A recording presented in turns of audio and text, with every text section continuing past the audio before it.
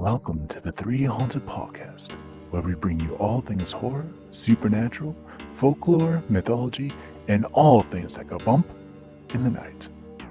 What's up, everybody? This is your co-host, Ashley Lunar Goddess, Gorilla Girl filmmaker and horror-loving cinephile. I'm just your average podcast-producing badass.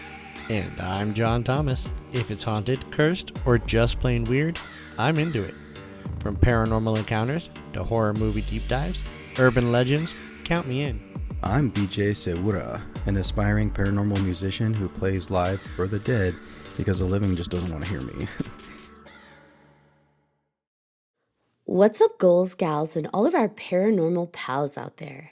Today's special guest has spent countless hours researching the dark, shadowy realms of the demonic to write her book, The Black Hours, Modern Demonic Experiences in Folklore. Please help us welcome author and fellow podcaster Victoria Jaye to the show. Welcome, Victoria. Thanks for having me. Yeah, it's very nice to have you on. This is a very big topic. People will ask, how did we connect with you? And I will say that I have Victoria on my Facebook. I don't know how we got connected, but we are on Facebook together. Yeah, I think I added a whole bunch of people at some point because I was like, I just want more paranormal in my world. So. Yeah, I saw Victoria post about her book, The Black Hours, so I was completely intrigued and slid into the DMs. I got permission first. I commented and I was like, I'd really like to have you on if you're interested. And she's just like, yes, ping me. And you were so personable and you seem really lovely. So I'm glad to have you on. Oh, that's so kind. Because unfortunately, I have a very strong case of RBF in real life. If you're not engaging with me, I do not look friendly. So I try to be. I appreciate that. If it's any help, even if you had the worst case of RBF, I tend to gravitate to those individuals anyways. And I'm like, hi, you want to be friends? Let's be friends. You want to be best friends? It's really weird. Yeah. It's that juxtaposition. It just works out. There we go. Your book, The Black Hours, is about demonic experiences in folklore. How did you even get into the world of researching the folklore of demonology? So I had gone to grad school at Utah State for folklore. I have my master's in science from there. And I was looking for something to do my thesis on. And at first I had sort of landed on an idea that ended up not working out because it was the relationship between horror movies and fairy tales, which there is a relationship. But after I wrote the paper, I was like, I don't care about this anymore. That was it. And I didn't really like the person I would have had to work with as my thesis advisor on campus. So I was just like, okay, back to the drawing board. What do I know more about? And demons was one of the things because I had had my possession experience when I was 19. And I now believe that was a jinn. It nearly killed me. And so I've done a lot of jinn research as well, trying to map out their behavior as well, because the way that I do research is I look at the senses and what senses the paranormal is activating, because it's the only way we understand what is going on around us by how we feel. So sight, sound, smell, and feeling. I realized nobody had really looked into demons very much, at least not from a folkloric perspective. And yeah, I started to map it out because what I was interested in was, can we tell what their behavior is, and would we be able to see what they can and cannot do if we were to map everything out? And I looked at people's narratives, their personal experiences related usually through books that they had written about it. And I started to pick up on all of these different similarities, and eventually I was able to figure out whether it was a demon or not based on the phenomena. How do you use the senses to identify the type of entities or what you're experiencing? Usually because the entity has affected the world around it. So if you say you see, this is very, very common, you suddenly see a blacker than black, maybe over 5 feet tall shadow, like you can put that under sight because now that sense has been activated. What will happen in later infestations with demons is that you'll have a bunch of different information coming in at once because they're kind of trying to assault your senses. So you might see that shadow and then you start to smell like a really rotting smell and it starts to make you sick. Or you hear whispering and footsteps, and a lot of it has crossover with other types of paranormal phenomena. But demonic phenomena will reveal itself simply because of how intense it will get. It is definitely something else if certain things don't happen. And I call those things markers. Through your demonic folklore research, have you created like a map of markers that you're able to reference and utilize?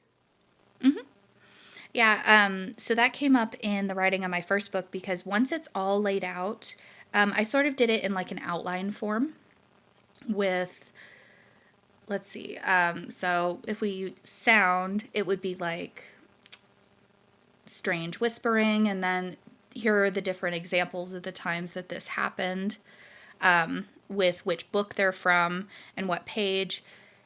And then it would go to the next thing, sort of like an A, B, C type of thing. I'm so sorry. What was the rest of the question? Sometimes I get too involved in what I'm thinking about. No. You answered it really well. I was just asking, through your research, have you been able to create like a list of markers to help identify what's going on? So once it was laid out, the patterns became really, really clear. Because it would happen so often in every single narrative that existed. It was undeniable, but that was a marker, because a marker is something that happens in every single demonic narrative and experience. So the smells thing, horrific rotting smells, they could be bodily fluids, they could be other materials. Seeing a blacker than black shadow, you will see one at some point. Feeling you are in the presence of evil. And I was able to include it in the book because there were so many of them that it was just very clear what was a marker and what wasn't. Have you ever encountered, or in your research come across people recounting their experiences with these senses where the demonic is almost trying to like fool it? So for example, versus rotted smells, sweet smells as like a guise, like a misdirection. At first, demonic infestations will use misdirection quite a bit, though I think it's actually impossible, just based on the data, for them to cover what they are past a certain point. So at first it might be friendly towards a person that it's trying to trick into giving it permission. And then over time, its real nature will come out because they hate humans. Like with a hatred we cannot even understand. So always their behavior will be malicious by the end. And it won't ever go back to that. But as far as smells, for instance, there have been smells that are like sickeningly sweet, but it'll still make you sick. And that's kind of the thing that separates demons from other types of phenomena, that it's so heavy and so oppressive, and it's going to make you sick, or it's going to make you run from the room. Now, you mentioned your own possession you experienced at 19. Are you comfortable talking about that? Oh, yeah. Yeah, that was not fun. 0 out of 10. Do not recommend.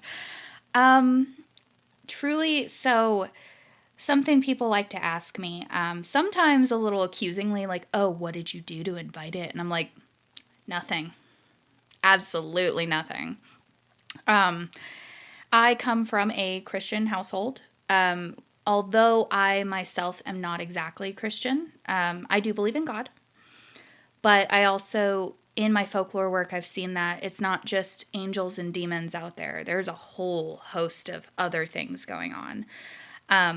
But, you know, in my house, I grew up with, like, Jesus's teachings as far as, like, love thy neighbor and all that stuff. Not, like, oppressive, horrible things that Christianity have kind of become. So that is something I want to highlight, though, that just because you live in the light doesn't mean the dark will never come for you and never get into your life somehow, because I didn't do anything that would invite it.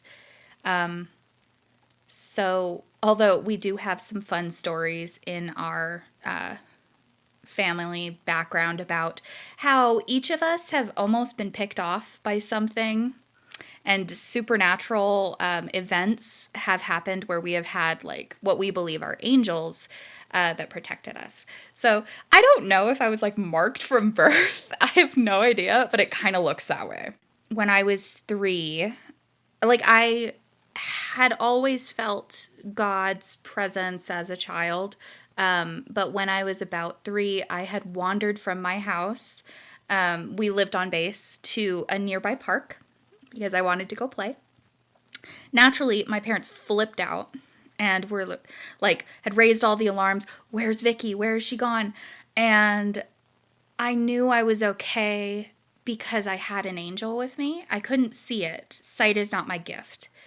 But I could feel it. And okay, so it would make more sense if it was like you use the wind metaphor, like you can feel it, but you can't see it. To me, it felt more like sunshine, if that makes any sense. But I was 3, so it, hard to put into words, but I knew I was safe. And I remember my parents getting me back, because it didn't take them long to find me, thankfully. Nothing happened.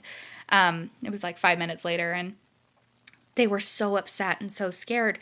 And I was like, why are you guys so upset? There was critical thinking happening. I was like, you guys don't like feel that with us?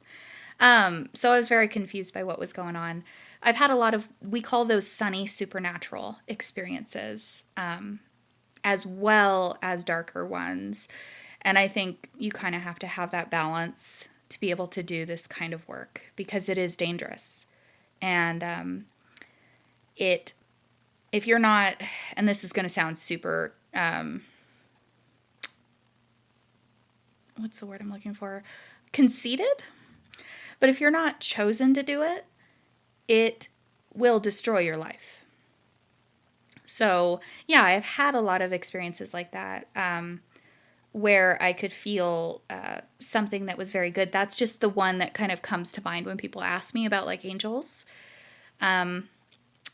Other things, like my sister got yanked out of the road when she was about to walk into it and a car was coming that she couldn't see. And it was by an invisible force. My dad almost fell down the stairs and something turned on the light. I was way too young. My sister was a baby, stuff like that. When I was in utero with my mom, a car almost hit us if she had gone any further towards the line, like when she was sitting in the car, because she was kind of a line hugger.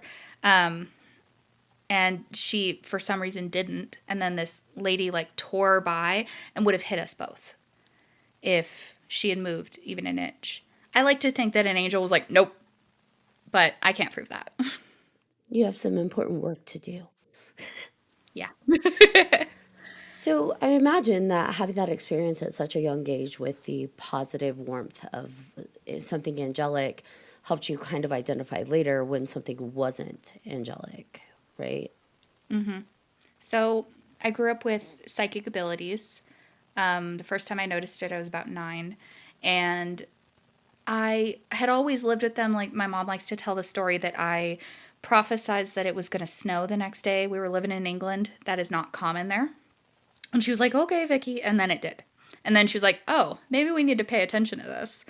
And then, let's see. I noticed it for myself when I was 9, and a voice told me in my own thoughts. So clairaudience for me is one of my main gifts. Oh, you're going to break that. I was holding this globe that I really loved of my friends, and we were going to use it outside for some kind of game. And it was like, oh, you're going to break that. And then I was like, no, I won't. I thought it was just me and my anxiety. And I broke it like 2 minutes later. And I was like, that wasn't me. So that was when I noticed it. But as far as darker things, I didn't really have very many like darker supernatural happenings until I was much older, thankfully. At least none that come to mind. But I did see something once. And that's not my gift, like I was telling you guys earlier. But once again, I was at Warwick Castle in England. I had gone there as a kid, and we have a little bit of lore with that in my family. My mom had sensed something when we had gone, when I had lived there as a kid. And then as I grew, I was like, oh, I want to go back. I want to see if there's anything there, you know.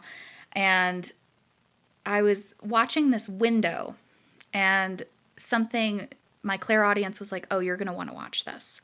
So I waited maybe 2-3 seconds, and something big and dark like crossed by the window. And at first, naturally, I'm thinking like a skeptic, because I tend to think more skeptically. Like, oh, maybe it was just a person. Maybe like a tour group had gone by there. The room that it was actually blocked off. So it wasn't like a tour group going through. And then when I went up there, because I still hadn't been in the Dowager's room, which was famous for black magic and seances and all sorts of other stuff going on in the room. I didn't know that at the time. But I could feel when I walked into the Dowager's room that there is a very real feeling that something very dark lives there. And I could feel it actually moving around in the maids' rooms to the side. So it wasn't in that room, but it normally occupied that room. And then I read about that, and I was like, oh, it kind of makes sense why we were all having this thing. But I think it's the one time I ever actually saw what possibly was a demonic presence or something that was just very malevolent. And I kept like messing with it to see, because I was with a friend of mine who was really kind of slow when he walks through places. So I walked through really fast. And so I had the room to myself for a little bit. So I was walking in and out to make sure that that feeling of dread was not in my imagination. It wasn't. It was very, like, real. He didn't really feel it, but hard to say how much of that is, like, psychic ability or just not really attuned to those types of senses. So, yeah, I haven't had, besides my possession, which I'll get into that story. I didn't have a lot of very negative experiences until that happened. I was 19. I was going through a lot of stuff, a lot of like sort of, because I view 18, 19 as being like still you're pretty much a teenager. So sort of like teenage heartbreak. I had some issues with guys I was interested in, and I was just very vulnerable, I think, mentally, spiritually. And how did it start? Weirdly, I had read The Demonologist by Ed and Lorraine Warren, and, well, it's not written by them, but it's about them. And nothing happened when I first started reading it, you know, but soon it became apparent, like maybe a few weeks later, that things had started to happen around the house. I had started to have horrific nightmares. And it can be argued that, you know, I scared myself with that book. I was still at the place in my life where I was able to be scared by that sort of thing. And scared by movies and, you know, like a normal 19-year-old. And let's see what happened. Yeah, so I had the nightmare, so I was afraid to sleep. So I stopped sleeping. And then my stomach started to shut down on me. I couldn't eat. And these bruises started to appear on my body, mostly up and down my arms. I was very stressed. And when I'm stressed, it shows up on my face as cystic acne, and I had it all over my face. And, you know, I was definitely looking really rough. And then I just got, because I wasn't sleeping, more and more delusional. Except there normally, like, because I look at that experience and I'm like, oh, well, maybe it was just mental illness. That'd be so much easier for me, I think, to accept that this is just that you had a mental break and you were able to heal from that and now you're okay. But there was other phenomena happening at the time that my family experienced that was even separate from me. And then eventually it broke me down enough to possess me. By that point, I had been institutionalized, and I have no memory of 3 days of my life. Just nothing. Anything could have happened to me in that time, and I just wasn't there. But what is really strange about that is that I didn't have my glasses on, and I'm pretty blind without them. And this thing may not have been needed them to see when it was in me. And I also experienced feeling it there in me when I was in the hospital and I was about to be put to sleep because, I hadn't slept in several days, and they were like, oh, she really needs to sleep. It took 3 times the amount of sleep medication to knock me out. My adrenaline was so high.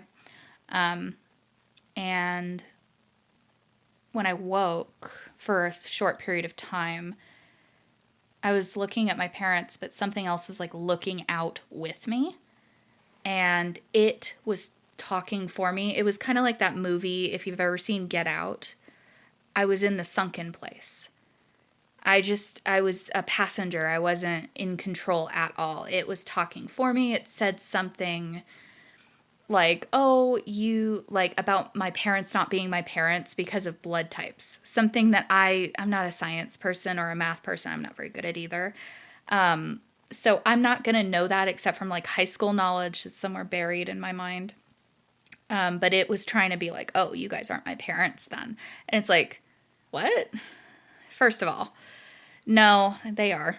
And my actual blood type does show that. But it was trying to be awful. And then I felt it as very cold, very smug, very cruel, but not necessarily evil the way that I understand it now. So how did that culminate? So I woke up one day and I was not there during any of my intake. I had no idea where I was. I didn't have my glasses. I had a cigarette in my hand and I don't smoke. So it was all very confusing and I was trying to like put the pieces together and I had to figure out where I was and why I was there. And it took a long time for us all to figure out that because I wasn't there when I was told this, that you can sign yourself out at any time. So I was kind of stuck there for 2 weeks trying to figure out how to get out of there because nobody felt the need to reiterate that to me again. So. Did this entity that was sharing space with you, did it ever communicate directly with you? No. Nope, except for that one experience in the hospital, I never sensed it again because I think it had been spat back out because my will had been regained, which is a process that happens with demons, but also with a lot of other entities that are capable of possession. They can't exist for too long in your body, at least not with control over it, because you will regain your will eventually. I also like to think, because, I come from a Christian background, that God pushed it out for me when I wasn't there. That's extremely intense. I can't imagine going through something like that. How long were you? So, when were you able to go back home and everything, or did it just continue on? So what ended up happening is that I was there for 2 weeks, and here's a really odd fact. My bruises that were up and down my arms, they wouldn't heal at all while I was in the hospital. They just got almost darker. And then I went home and they healed immediately. Super weird. So I went home. My mom almost cried when she saw me because I looked so thin. She thought I was going to die. and I was afraid, like deeply afraid of everything. Men, women, children, animals. And our cats would like crowd around me at night, seemingly maybe trying to protect me. And I eventually was able to go back to sleep and get to a more normal place, but it took another year. No, it was about 2 years for me to fully get back to a place of normalcy. Though when the anniversary came back around, I had a small breakdown. But thankfully, it really wasn't that bad. It was just, I think, my body remembering the trauma of it. But yeah, it took about 2 years for me to fully put my life back together. But I have a perfectly normal life aside from this stuff that I do. Like sometimes the supernatural pops out and I'm just like, no, not right now. I'm clocking into work. I don't need this. Boundaries. But yeah, exactly. So otherwise, you can have a perfectly normal life after something like this. When did you visit the church? Or I'm sorry, not the church. When did you visit the castle? Was it before this or after this? This was after, I think I was 23 or 24. And it took me a long time to kind of like process that because it was such a random thing. I feel like it was like the stars aligned and I was able to see it since that's not my gift. So Going through something as intense as that, and I imagine terrifying once you figured out what it was, did that have any effects on your gifts or did you stay open? I have always been, we've always had issues in my family with spirits that are trying to intrude. I personally think now, having done a lot of like shadow work and learning how to control my abilities, I think we have some kind of issue with jinn, or because we have Jewish ancestry, they might just be Shidim, which are essentially Jewish jinn, but also in the actual like text, it used to mean sort of like foreign gods. But a lot of foreign gods were sort of like lumped together and became just evil overarchingly. Once the Yahweh cult got to prominence, they switched to monotheism and just, it was the one God. All the rest of these gods need to go and they're just evil now. Was there something else that I missed? I was just wondering if there was like some kind of like a reaction, right? In terms of, for example, for me, if I go through something that's too intense, paranormal wise, experience wise, I tend to shut down. Like I will close up and my gifts go neutral because I'm shutting myself down, right? So I was just curious if maybe that impacted you in a similar way or if your gifts just stayed open and out in the world, open and receiving. I suppose it didn't really affect them very much. I mean, okay, so I was still receiving quite a bit and very open. I didn't know how to control it for a long time, but I still pretty much sort of remained open, mostly because I didn't know how to control it. But after that experience having been so intense, it was more about putting my psyche back together. And my gifts, in some ways, sort of helped me understand what had happened because I wasn't sure what had happened. And I had to write it down in story form because I used to write fiction. I don't as much anymore, but I may get back into it someday. And it helped me to process everything that I had seen, heard, and felt that didn't really make sense until I sort of received information about that because I kept having flashbacks. So yeah, it was more like psyche related, I guess. It didn't really have much of an impact on my gifts as far as I remember. Did you reach out to anybody, like any kind of support group that had gone through something like that, or any other like psychics or mediums that have dealt with stuff like that to help you through like after the fact? No, so this was about 2014. And it, though we had groups, I don't think it was nearly as widespread as it is now. because our we've had some spiritual problems since like 2010, and my mom definitely did look up groups that might be able to help, and she wasn't able to find anything. And it's so strange because we were living in Illinois at the time, and Alton is not far away, and we totally could have gotten in touch with Troy Taylor, but we didn't know about him until much later. Because now I go to his Haunted America, but we're always like, it is like an hour away from where we were living. How weird is that? But no, it just never really, like, we sort of formed our own support group in my family of weird stuff.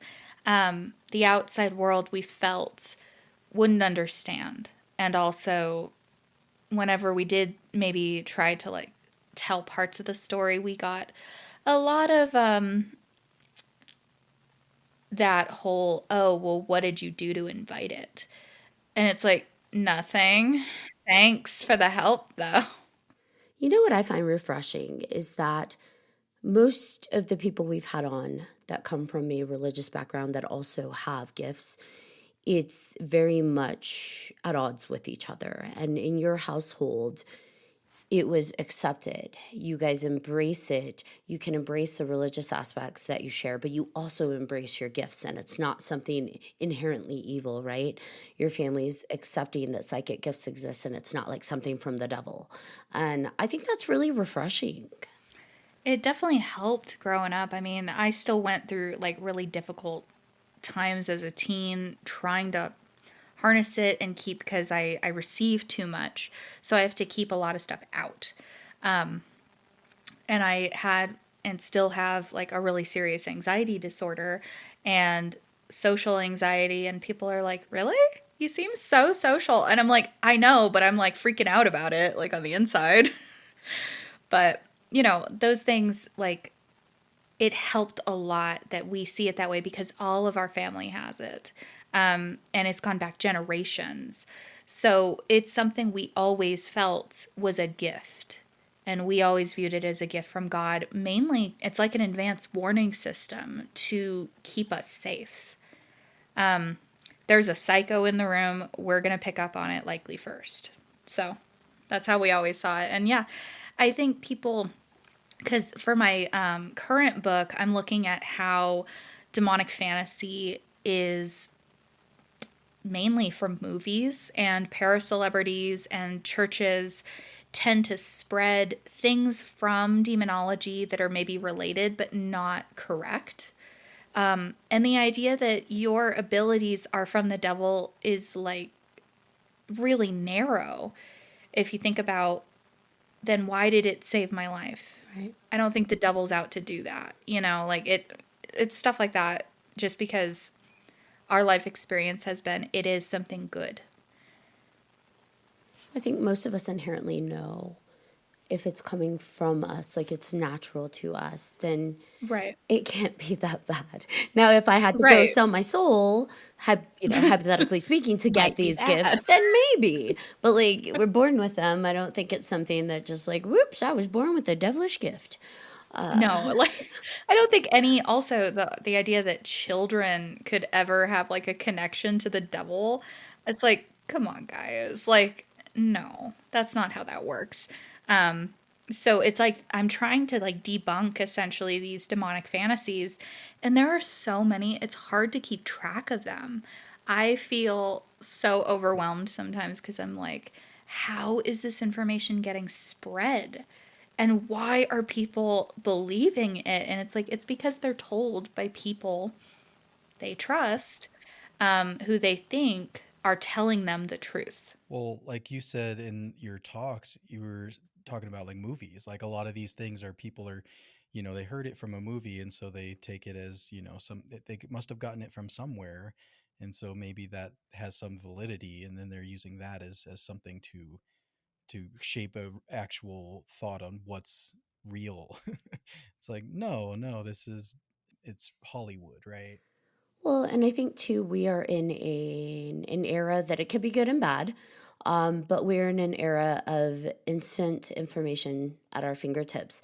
And I've kind of said this before in other episodes, especially when we get into the habit of doom scrolling on social media, we're almost in this hypnotic state. So I do feel like oftentimes what we're scrolling through, we're just automatically accepting as fact, right? To some extent, we're kind of feeding it into our subconscious, even if it's some, not saying don't enjoy fun little reels, but let's say we're watching a fun little reel on demons. Part of us is absorbing that and maybe taking that in as noted. That's a fact about demons, even if we don't realize we're necessarily doing that. Yeah, I definitely agree. And there's so much information from people who call themselves demonologists. I don't call myself that.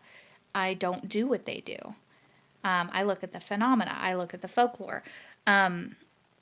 It takes a lot of study to become a demonologist, and looking at like old documents and translating them and going into these places and helping these families, which I can't do. I'm too psychic. It would just affect me, and who am I going to help if I'm on the floor over there? You know what I mean? So it's not really going to work out that way. So I try to help people through information. But yeah, I do think people are subconsciously absorbing things that experts are saying, because these days it does feel like if you wear a certain costume, people are going to believe that you're a demonologist. And that comes from The Exorcist. If you dress up like Father Karras or Father Marin, people are going to believe that you are an exorcist. And I always look at, well, how are you trained? Where were you trained? How are you like absorbing all of this information, and what are you putting out? Also, you kind of have to look at like churches. Sometimes they have agendas. And, exorcists related to the church often are usually trying to push something related to dogma. And in my experience, demonology actually doesn't have to fully be related to the church. Not that it's not, but that I tend to define them in a much more secular way and look at things more universally, because I find it to be more useful. Just because there's stuff in religion that doesn't fill in all the blanks. It's an interpretation of these different stories and the information we do have. And I have never really gone to church. We didn't really do that. And that's probably for the best, because there are a lot of predators in churches, unfortunately. I don't necessarily think churches themselves are bad. And then later in my life, I also saw like, oh, well, churches should be doing the things that libraries do. I actually work at a library. So, I have a bit of a lower view on them, but I think they can be a very good thing if, the people there are there for the right reasons. In your research, do you like have any experiences while you're researching different demons or any of that? Because I know that like I had started looking into it like a long time ago and had a few experiences myself, and I was like, nope, I can't do this. Like I'm done. Not even going to try to go down that thing. So, do you have any experiences while you're researching? Oddly, no. Although it doesn't mean that it doesn't affect me. When, like, and it's happening again, I had hoped this was something that had to do with my first book, but it presses down on me kind of psychologically and psychically to get me to stop. They, demons don't like to be talked about. They don't want to be talked about. That's why there's so many tech issues whenever you talk to somebody in demonology. It's so real. And we all joke about it because what else are we going to do? It is something that will happen. What else? Things get corrupted. Things get staticky, like voices. I've had interviews where somebody posted it and it like the file is corrupted somehow. So I look kind of jerky, and it really is just a tech lag. But people are like, oh, she's giving me a weird vibe. And I'm like, it's It's not my fault. Yeah, we are 6 seasons in, and it happens every single time we focus on any aspect of demonology. Our tech goes Yeah. haywire, and so it's just like that's why when you were like, "Oh, no, tech," I'm like, "Oh, we know. It's the demons." Okay, Yep. good. Some people don't know that, and like they haven't delved that deeply into demonology, so they're always super surprised when it happens. They're like, "This has never happened before," and I'm like, "This is like the 50th time this has happened to me." So, but yeah, it's more that it tries to stop me. Sometimes things will manifest into my life, and it isn't very powerful. I'll put it that way, because I do believe that I was chosen to do this. And that it wasn't, just me deciding one day to get into demonology. I don't think it works that way. Because, like with you, like some things started to happen. Did you have any experiences where your life had started to come apart at the seams? Because that happens a lot for people. Thinking about it now, yeah, I think so. I know the thing that really got me was I was in bed at one point trying to go to sleep, and I felt the sheets tug like against my body. And I woke up immediately. I don't know if I was actually asleep, but I snapped out of it or whatever. And I was like, nope, I can't. No more. I'm not doing this. And then as soon as I said that, and then I was like, nope, all right. And then everything stopped. So it was creepy.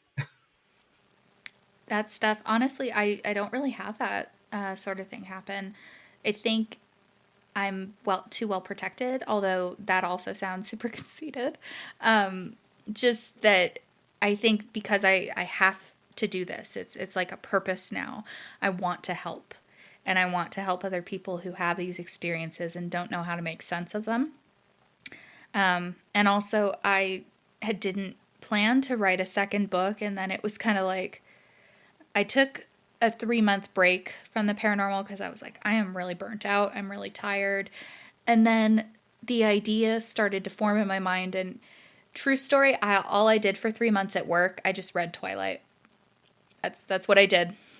I went back to my 13-year-old self and I was like, you know what? Like, I'm just going to read this and not think about the paranormal. And then a idea started to form, whether I liked it or not. And here we are. And now I'm watching a ton of demon movies. I think I've still got like 20 left to see if I can find where the root of some of these weird ideas are, especially the super popular ones. The Exorcist is the culprit for a lot of them. But I'm also looking at like the Warrens universe in The Conjuring, because I think people have picked up a lot of weird information, and I can't solve all of it or trace all of it back, but I'm attempting it. Did you see the newest Conjuring film? And was there some weird stuff that you got from there? I did. Um, I have feelings. She So, has okay. feeling. I love that.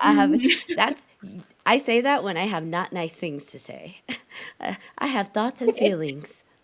It's not a bad movie. I think it had a lot of emotional core. Like a lot of these movies do about like family and the love we have for each other, which I might add for anybody who's like afraid of demon movies, that's what they're about. They're about us as humans. They're not about the demon. The demon is a plot device to show us how much we care about each other, and how far are you going to go to save that person. So people who are like, oh, demon movies just glorify evil, it's like, no, they're just a portrait of us and our psyche. But The Conjuring Last Rites, I thought it was okay, except for the fact that it is really muddying the water of based on a true story, which these movies have done since the first one. You know, like the first one, they used a real person, Bathsheba Sherman, and her grave has been desecrated several times as a result. She was acquitted of witchcraft. Like, we have no proof that she was a witch or even a witch at the time of their standards. So we don't know anything about this woman. I think it's irresponsible to use her name. The second one used the Enfield poltergeist case, which isn't a demon case. And so now the public's confused about that.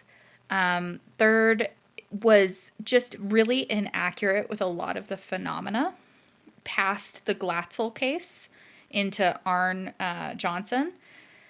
And the fourth one, I didn't like that they kept going back to the mirror when that mirror is not part of that story. The Smurl case is actually incredibly frightening, and did not need the mirror to tie it all together or to blame it on, because it's blaming a haunted object on an entire demonic infestation. And it's not necessarily that moving a haunted object is going to like create like the necessary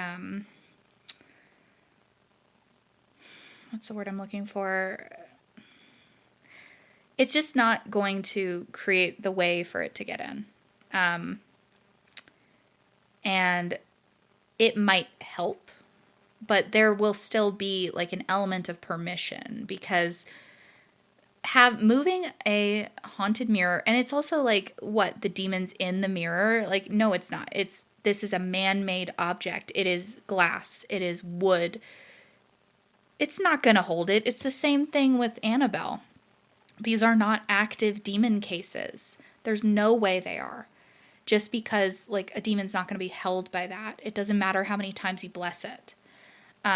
So my thought is that if these stories are real, because there is, controversy with the Warrens, then at one point, maybe a demon was called up in this mirror, this conjuring mirror, or a demon used Annabelle as a conduit and moved her around.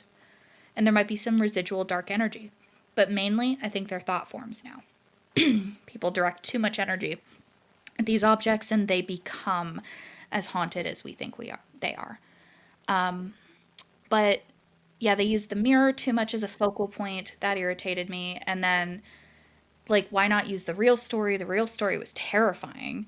And then what was the other thing? Oh, like at the end there, they just got kind of weird when they're like trying to banish this thing, and they're like, oh, you're not real. And I'm like, yeah, you tell that to a real demon and see how that works out for you. Like, I just think it's like communicating these really subtle demonic fantasies that will get people hurt if they listen to these movies. Yeah, I think the one thing that stood out for me with that movie that really hit home to me specifically, because I agree with you on a lot of those points, haunted objects, and the guys know this. I have a really hard time believing that demons can stay connected to objects, but and like terrorize people through extension of those objects. But in terms of what really hit home to me, and I didn't expect it to, like I'm sitting in this movie in a movie theater, and it's just like, oh gosh, I'm really uncomfortable. In the best way, is just everything that the daughter was going through with her gifts. Her mom is trying to teach her these devices to push it out, but not push it out to guard herself and still embrace her gifts. She's trying to teach her to completely shut her gifts down. And, that's the struggle you see with mother and daughter. Although mother embraces the gifts, she's trying to teach her daughter through fear how to shut it down. And during that one pivotal scene where she is, spoiler alerts, she can't shut it out. The mom realizes it in that moment. Feel it all. That's the only way you're ever truly going to be able to get a hold of this, is if you embrace, this is me, this is who I am, and feel it. And that to me really hit home, because as I'm watching this movie, as a mom who has my own set of gifts, if you will, I'm just like, God, don't tell her that. You can't shut it out. It's just going to make it worse. Like, what are you doing? And so that was really frustrating me, because I got it. I get the fear. Like, you want your kid to have a sense of normalcy. But then again, it's like, what is normal? This is her normal. So how to teach her how to live with that. But yeah, that scene for me was everything in that movie. Like, when I think about that movie, that's what I think about. It's just this idea that, like, yeah, we get trained, especially our generations, of like the older generations, of shut it out because it's bad, it's going to hurt you. And it's like, well, yeah, if you believe it's going to hurt you, it absolutely will. And so that part of her just really realizing, what am I doing? This is not how we this is not how we face this. This is not how we fight it. And the sooner we can embrace these gifts will help us, then the better we are. So that really stood out for me. And then I felt like a girl because I'm just like, oh, thank you for finally doing the right thing, Mama. Totally real. I felt it too. Like that was a very strong emotional message. Even though I was never told to deny my gifts, I always embraced them. My sister didn't. She didn't like it. It scared her. But later in life, she did embrace them. But I always thought it made me special and different, and I loved it, even though there were also times that I absolutely hated it and wanted to be normal. You can't shut it out. It won't work. Eventually you will, and this always happens in film and in real life, where you will always be confronted with a situation where you're going to need to use them. I don't know why that is, but it's interesting. I was taught that there is sometimes spiritual reasons behind things, and then there's also the mundane. And I know how to deal with it better, I think, just because I have seen both sides of that. My mom's teaching me, well, there might be a spiritual thing going on. And my dad's like, it's completely mundane. But he definitely believes he's had his own experiences that he was like, well, that was weird. And it's just sort of like a side effect of hanging out with us for too long and even being friends with us. So it's just, yeah, it's been interesting, but also, yeah, my mom is crazy proud of me, and she loves that I'm out here trying to undo demon fallacy that has been allowed to spread kind of unchecked, even in the paranormal. I've even seen my contemporaries saying things that I'm like, what? What was that? And I don't go out looking for things to correct, because a lot of this is belief, and you are allowed to have your beliefs. What I'm correcting are the things that are so wrong that it's like, where did you get that? You need to tell me right now. So. You mean demons don't love cupcakes? Yeah, right. So when you started your research into the folklore and the history and origins of demonology, how did you even begin to figure out where to navigate to find that information? So because I was in a specifically folklore program, and they were encouraging me a lot, like it was wonderful. Like it was such a religious topic, right? And yet, and any other school I think might have been like, oh, I don't know if you should do this. It may not be well received. They were like, this is so cool. No one's really looked at this. Let's do this. And apparently they still talk about me and my thesis and tell students like, oh, you should look at what Victoria Jaye did. They accidentally told a friend of mine who I went to school with at the time. She wasn't done with her thesis yet. They were like, oh, have you seen what Victoria Jaye did? And she's like, yeah, she's a friend of mine. Of course I saw it. But they didn't remember because it was a few years ago. And, like the way that I started really was like, okay, what am I trying to accomplish? And it was like, I want to know what demons can and can't do, and what their patterns are. Can we figure out a way to do that? And then Lisa Gabbert was my thesis advisor, and she helped me look into classification systems and the way that it was done with folklorists and fairy tales, and trying to map out all of this information but organizing it in a way that made sense. So I went that route because I wanted to look at the way people's experiences were phenomenological and how we felt them in our bodies. And because I feel that's the only way we really pick up on the spirit world aside from devices. I'm not going to pretend to know how those devices work. I'm not an investigator. I like to be in haunted places and do psychic walkthroughs, but it's just not really my thing because it gets a little boring for me. No offense, y'all. Anyone who likes it, I'm not, trying to be a jerk. It's just not for me. Well, I'm one of the few weirdos that I don't like it because it gets too exciting around me. I would like Oh, just fun. the quiet. Fair. I get it. So, what do you tell people, like if they're struggling with this kind of stuff? What kind of do you? I mean, obviously they could read your book. Are there any other like things that you can tell them to look for, or like in the initial steps if they reach out to you? It depends. So I normally tell people, like, okay, tell me what happened. What is all the phenomena that you can recount for me? And I'll tell you whether or not it's demonic. Because it'll reveal itself eventually. Demonic phenomena cannot be mistaken for other types. It will get bad. It will get so intense that eventually you are going to need outside help. Other types are going to be like noticeably below that like demon factor.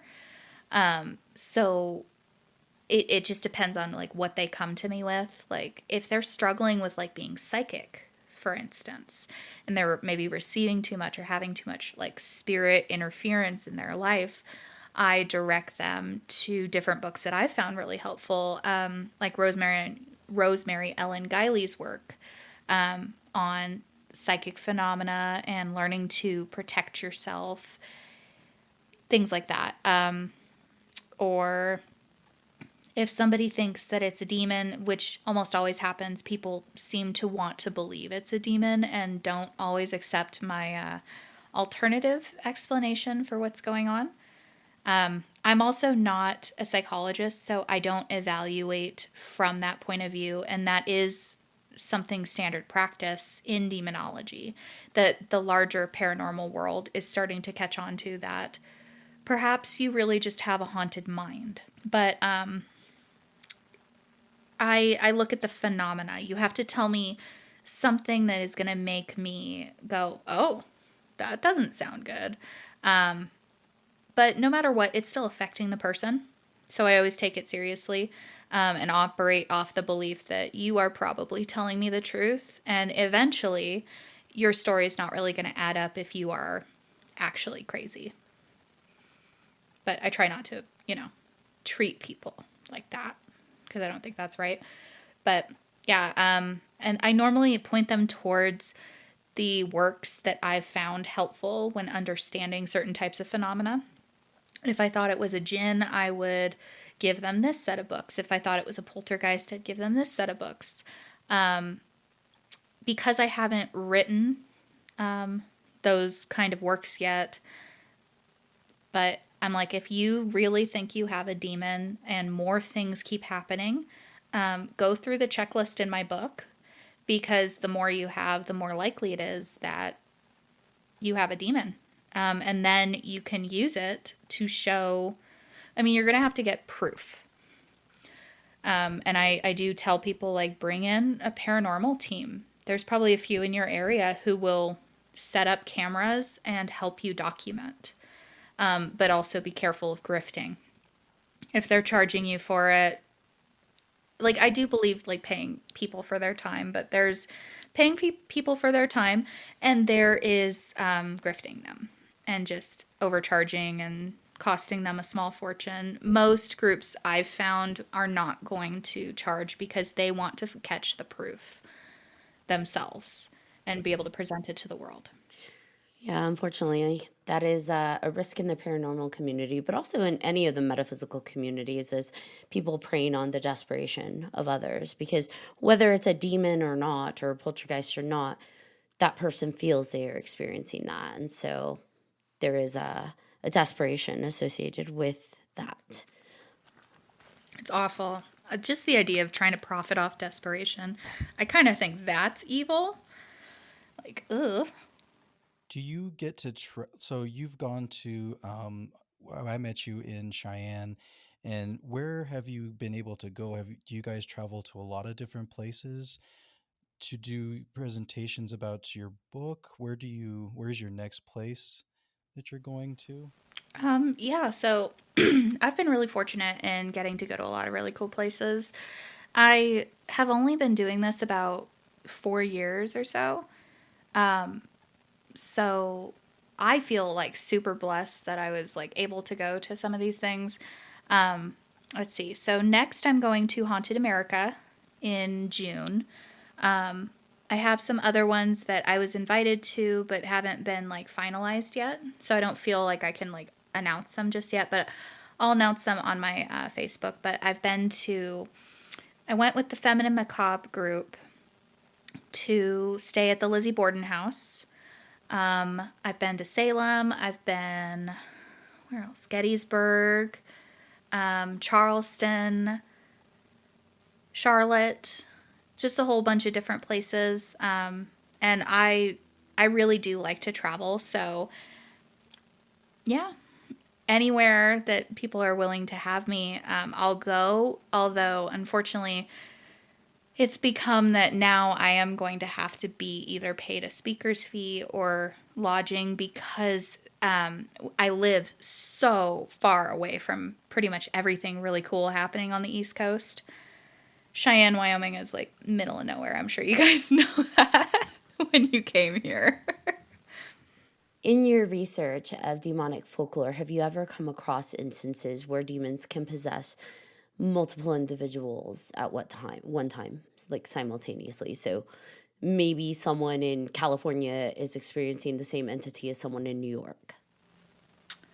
No, but that doesn't mean that it's now okay.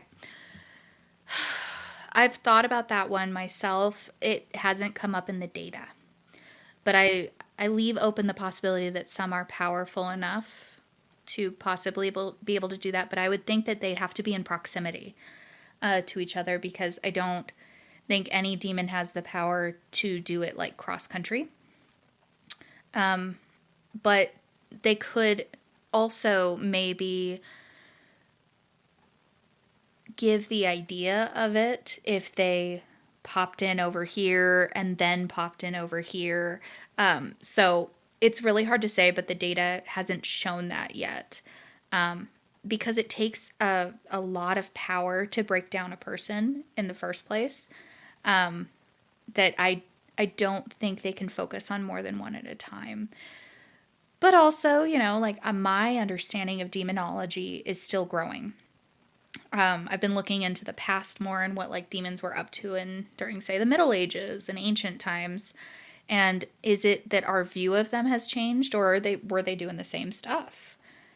Hard to say, right? I'm still in the midst of that, but yeah, hopefully I'll have like a better, more definitive answer eventually, because that interests me too. So far, I haven't found anything. That is pretty interesting to think about, if the demons are doing different things at different times, right? Like as of today, we're connected more than maybe we ever have been internationally, right? Just with the internet and social media and everything. And is that affecting the way that they operate? I mean, maybe you prime everybody with a TikTok video. Like stage one, everybody's primed, and now we just kind of go after the individuals. I shouldn't put ideas out there. Yeah. I take it back. Don't give them ideas, Ashley. I know, me and my mouth. Yeah, I mean, I think some movies have kind of started with that idea that maybe entities are starting to use the internet to attack people. I mean, it comes up in the Zozo narratives. I had looked into Zozo for my former podcast to end it because I was kind of running out of ideas of stuff to talk about. And I was on a schedule and I couldn't keep up with it. So I will have a new show eventually with something different. I'll be classifying different entities. But what I found is that the Zozo board, when they come through the Ouija board, I think they're jinn or a jinn-like entity because of the phenomena that's being manifested. Demons, when it comes to Ouija boards, it's not like you can't contact one. It's just so unlikely that, like, I'd say less than a 5% chance. More likely it's a spirit that's trying to scare you into thinking it's a demon, and it'll give it enough negative energy to manifest on. From what I've seen in the data, demons need, like a Ouija board would be like a foothold in someone's world. They need a big, gigantic doorway to come through. It's not going to be that little foothold that they get into your life. They need permission. And so they would have to sort of trick you and get you to trust it, and maybe do some, I don't know, cool manifestation tricks for you or give you powers, I don't know, to get you to trust it. And then you give it permission to greater infest your life. But with the Zozo phenomena, it's very interesting because you talk to it and it gets stronger and stronger and stronger. And it kept spreading. And the way it was spreading, where people would keep talking to this entity, I don't even think it's like the same entity doing this. I think it's maybe a bunch of entities that were using the name or using something similar. Something I had posited because it had occurred to me while I was reading, and I don't know very much about Lilith overall. I mean, I know the basics and the story of her, but do I know her, like, specifically? No.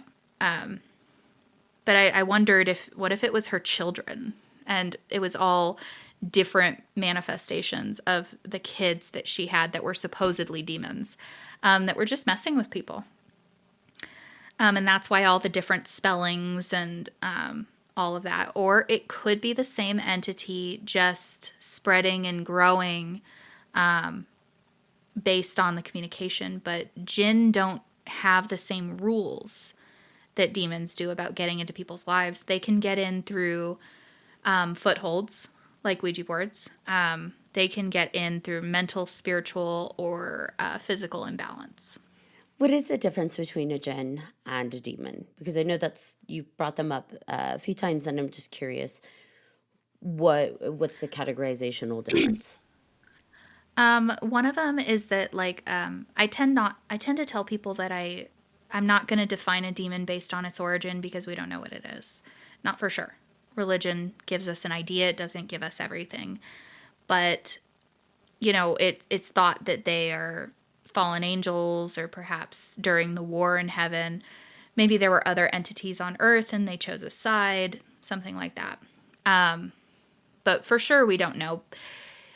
The real difference between jinn and demons is, it's an acronym I call EPIM, evil presence, intensity, and malice. They are very similar. If you think of, like, demons all the way over here and humans here, jinn are right here in the middle. They act like humans and they possess people and do things like demons do. So, but jinn are markedly different as well, because sometimes they fall in love with humans and drive them crazy as a result. So not great as far as the relationship goes, but when people are like, oh, because this came up in my first ever academic conference. It was my first and my last. They were like, well, what about people who say they're having sex with demons on the internet? And I'm like, no, they're not. They're having sex with something else. And yeah, so that was fun. I got kind of grilled about it in my first ever conference. And I was like, okay, this is weird.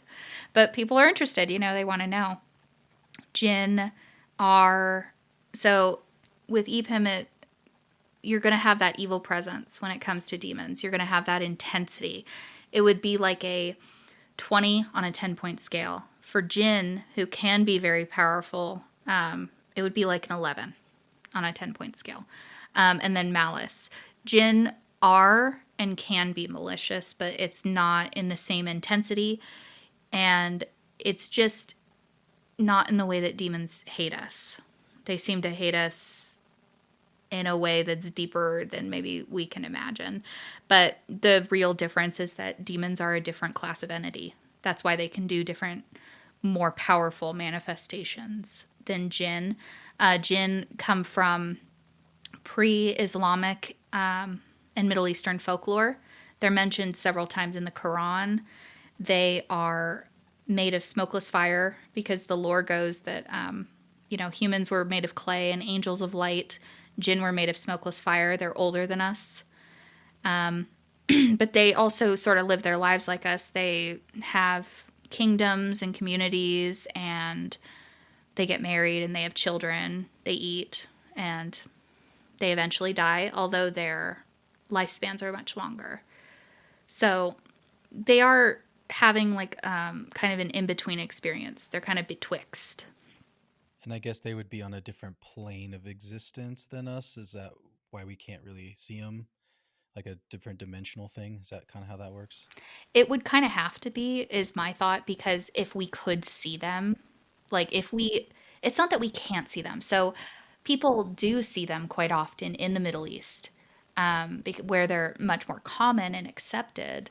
But if they do see them, they're going to see like a strange animal or something, some kind of illusion. They can appear to us in jinn lore, but often choose not to. They would have to show themselves. But demons very clearly do not live on our plane. Otherwise, we'd see them all the time. Thank you for that distinction. That was really helpful.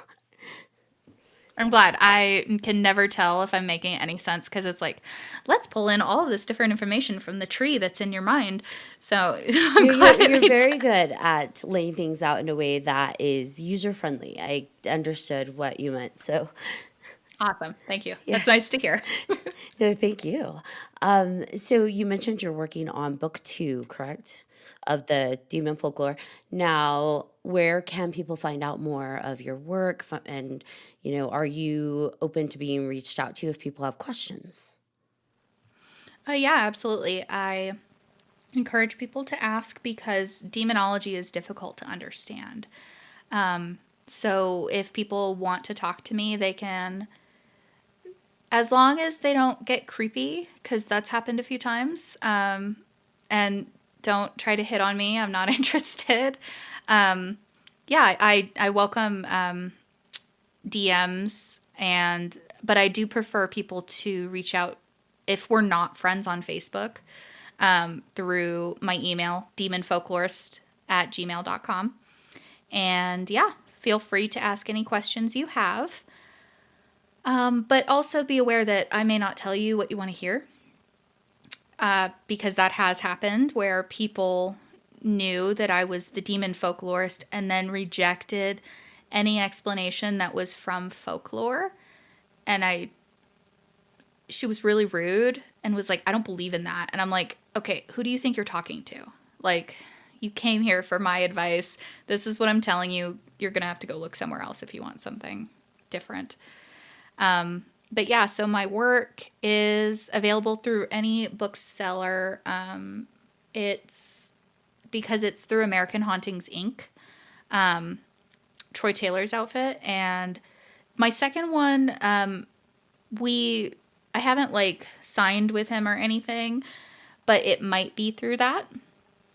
I'm going to have to ask him again because he had expressed interest, but also I don't want to be of course you expressed interest, and that of course means that you're going to publish my book. We gotta see how the sales are doing first. Right. I understand that. But Amazon, Barnes & Noble, through the American Hauntings Inc. website itself. You guys can pick up the Black Hours. And then my next book, I am trying to get it done. We'll see how successful I am by Next Haunted America. So I'm hoping to sell it there. Awesome. If they want to stay current on up-to-date news about you and your podcasts, where can they find that information? Generally, I would follow me on Facebook. I have my main account, and then I have my Demon Folklorist account. And big news I put on both. So I would say it's Victoria Jaye, Demon Folklorist on Facebook. I also have Threads. I have Blue Sky. I don't really use it, though. I had Twitter for a long time, but it's become a cesspool. So I don't really use it. Do you have a website? I do, sort of. I feel that. I feel that deeply. So I have one, but I don't really use it. It has some basic information about demons in case people are looking for it. But when I start up a new podcast, and that'll probably be like directly after this book is done, I am going to have all of that information on a Patreon. So people can follow me, and the basic demon articles are definitely going to be free because I don't want to put, important information for people behind a paywall. But unfortunately, research is not free for me. So, if you want to listen to me talk about demons, talk about horror movies or folklore, that'll be the place. I do have my Patreon. It's not up yet. I'm still adding to it. So it will be eventually. Awesome. This has been a really amazing conversation. The time has flown by. Do we have any final thoughts before we start to wrap it up?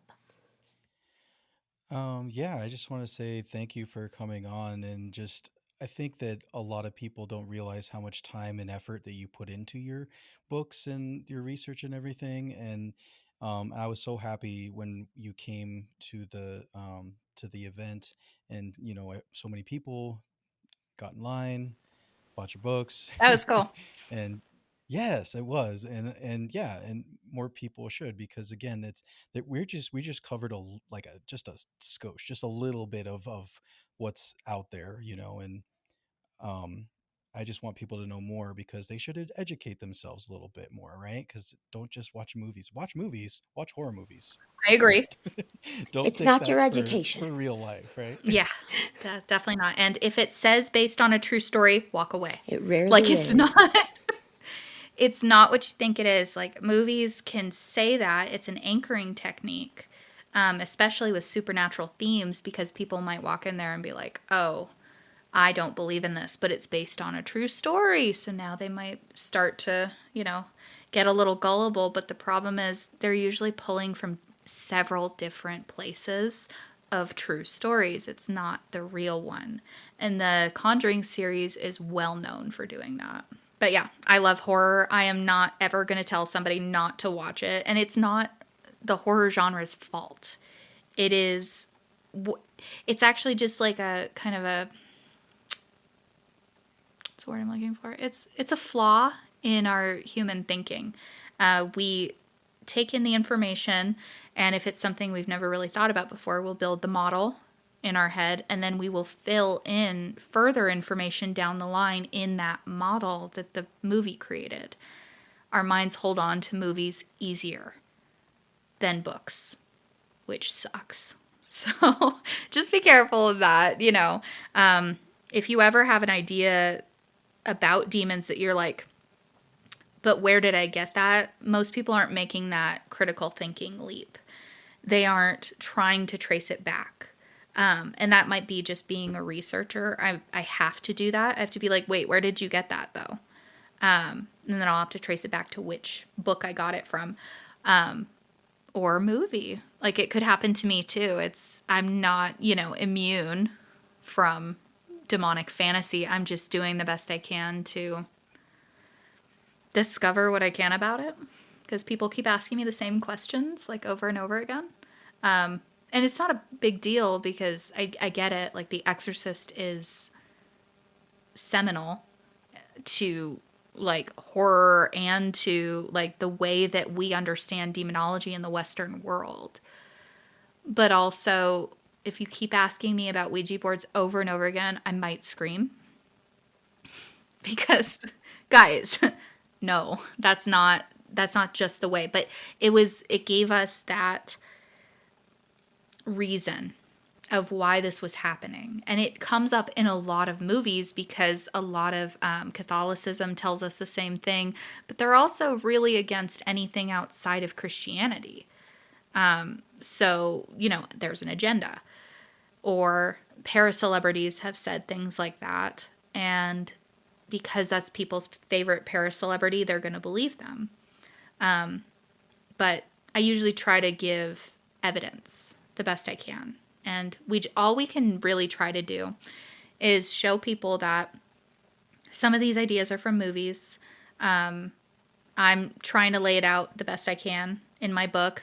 We'll see if I'm successful. I don't know yet. if we can try to apply critical thinking to some of the things that we hear and the claims that we are kind of bombarded with, like what was going on with the Annabelle doll back in July, was, I thought, quite horrible. And I felt the need to speak about that because that is a case of really serious demonic fantasy. Oh, absolutely. I don't know which one makes me more uncomfortable. The people that believe Annabelle is truly possessed by a demon, go visit it anyways, and they're afraid, or the ones that believe it's possessed and they take a picture and they're like, me and my homie Annabelle. And I'm like, we're homies with demons now. Cool. It's, yeah, I'm not going to lie. I'd like to meet her. I just No, Victoria, don't. no. I do too. Oh, come on. I'm not afraid. Have you learned nothing from the movies? I am not part of those movies. I have learned all of my zombie fighting skills from the horror genre, so I am prepared for the apocalypse.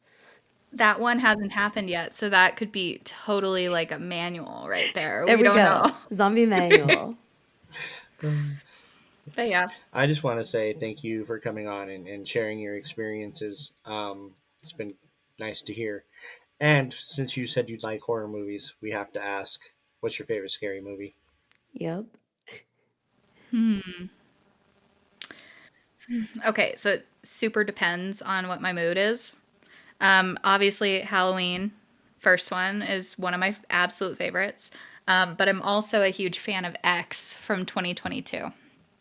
Slasher film. I fell in love with it. And Pearl was a really great second movie to that trilogy. Maxine, I wasn't, it was okay. I guess like I was more in love with her beginnings than where she ended up. But she's still a badass and I enjoyed it, you know. But I liked how free the women were and how they just really didn't adhere to what society told them they should be or the way they should think. And at a time when sex was super taboo, they just didn't care, you know? And also, it was just like a really well done movie as far as like blood and gore. And I've found out from watching movies with my boyfriend, because he hasn't seen nearly as much as I can show him. All of my choices are wild in some way. And I would describe that movie that way. So, Wild. yeah. I think that's a really good description for those movies. Yeah. It's not going where you think it's going. That's what makes them fun. Yeah, exactly. All right, well, do you have any final thoughts, Victoria? Any final message? Just as far as, and I'll talk about this more as the book comes out, but just do your best with the critical thinking and trying to trace back where you got demon ideas. And if you are unsure, you can ask me. I'm always happy to correct anything that you're unsure about. Because though I don't know every single thing, I do know quite a bit about phenomena and the way that demons behave. So I probably can answer your question, or if I can't, I can point you in the right direction. Awesome. Well, thank you so much. This has been really great, and I've really enjoyed having you on. If you ever want me back, you just let me know. Oh my gosh, that would be fantastic. I'm like BJ said, we just barely scratched the surface on this topic, so it would be really amazing to have you back on. All right, BJ, you want to bring us home? Absolutely, I do. So again, I'd like to thank Victoria for coming on with us, and we'll have to have you on again, not just to talk about this, but get into some of your favorite horror movies too, because that's always fun. But yes, I'd like to thank you guys all for joining us and tuning in to this episode of 3Haunted Podcast with your hosts. I'm BJ Segura. I am Ashley Lunar Goddess. And I'm John Thomas. If you have any questions, comments, or episode suggestions, please feel free to email us at 3hauntedpodcast@gmail.com. If you haven't done so already, please like, follow, and subscribe to all of our social media. You don't want to miss our amazing guests like Victoria. And also, don't forget to check out 300podcast.com, where you'll find all of our past and current season episodes, as well as guest information and all kinds of awesome merch. Until next time.